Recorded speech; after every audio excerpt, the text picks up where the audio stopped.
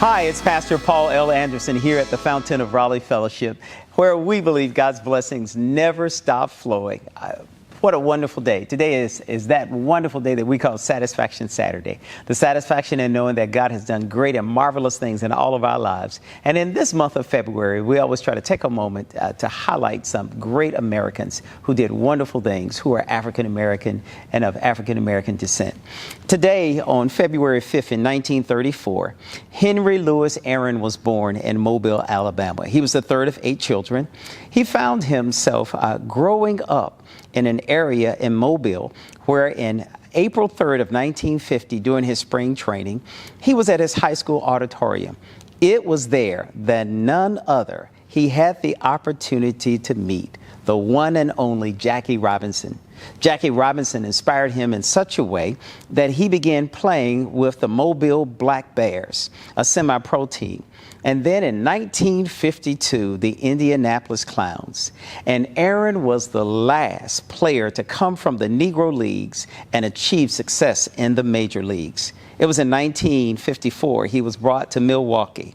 And it was during this tenure, for the next few years, he beat the all-time record of Babe Ruth. He had over 3,000 hits, 500 home runs, and on April the 8th, 1974, he hit 715 home runs, breaking the record of Babe Ruth since 1935.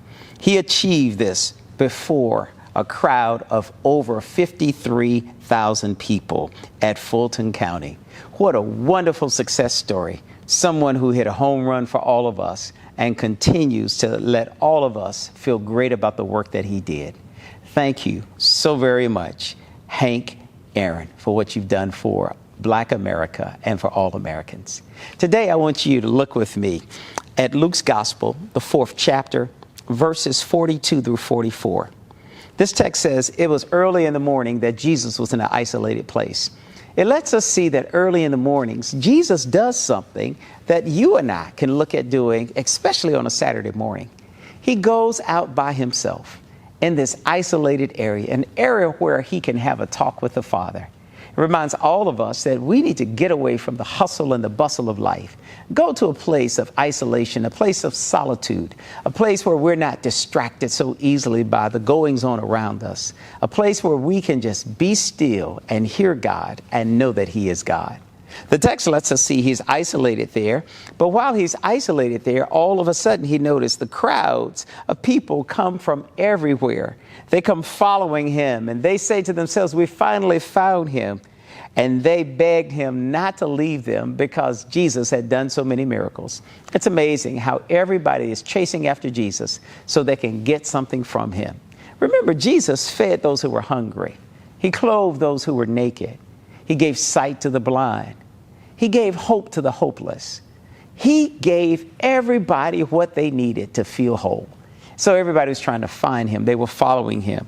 The text lets us see that as they found him, Jesus sat them down and he preached the good news of the kingdom.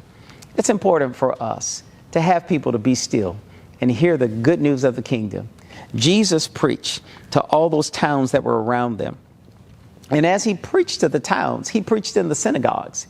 He preached in the places of worship. He got a chance to talk to boys and girls, men and women. He became just like they were, right there in the midst of where they were, dealing with the challenges of life, dealing with the pressures of life.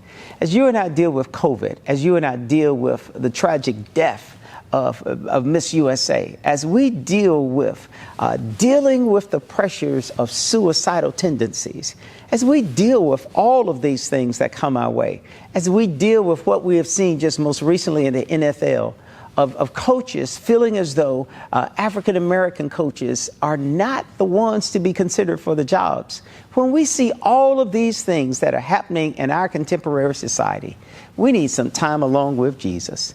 When we have time alone with Jesus, I believe he can speak peace to our mind, peace to our spirits. He can put us in that place where we need to be. Now, all of us know that things do happen in this life. There are things that we have no total control over. But one thing we can always do is we can always call on God and say, God, help us get through this moment. Help us get through this situation. God speaks to us all. God helps us all in the moments that we need him. The text lets us see that the people found Jesus because they knew where he was. Today, I want you to know where Jesus is. He's just a call away. All you have to do is say, Lord, come and see about me. He'll come. He'll be with you. He'll speak peace to our troubled minds. He'll give our spirits what we need, and he will encourage our hearts to go on just a little while further. The text lets us see that Jesus goes a little bit further with these people, and he goes on to the next assignment that God has in store for him. Today, on this Saturday, know that you can have the satisfaction of knowing you're never alone, because God promised he would never leave you nor forsake you. And let's hear what he has to say to us in the stillness of the moment. Speak to us, Lord, and we promise we'll listen. Remember, this year of 2022, God has a blessing in store for you, and we'll see you tomorrow in worship. To sow a seed to the Fountain of Raleigh Fellowship, visit our newly redesigned website, thefountainofraleigh.org, and select Sow a Seed from the homepage. Also, giving has been made easier with the new Fountain of Raleigh app, available now in the Apple App Store and Google Play Store. Download today, select Giving from the main menu, and then follow the directions to complete your giving through Subsplash. Thank you so very much for all of your gifts and donations that you've given to the Fountain of Raleigh Fellowship. We thank you for what you've done in the past, what you're currently doing, and what you will do in the future. Your gifts and donations helps us to spread the gospel of Jesus Christ, not only locally, but throughout the world. Thank you again for your gifts, and may God continue to richly bless you. It is here at the Fountain that we believe that we are exceedingly and abundantly blessed, and may you receive those blessings that God has in store for you.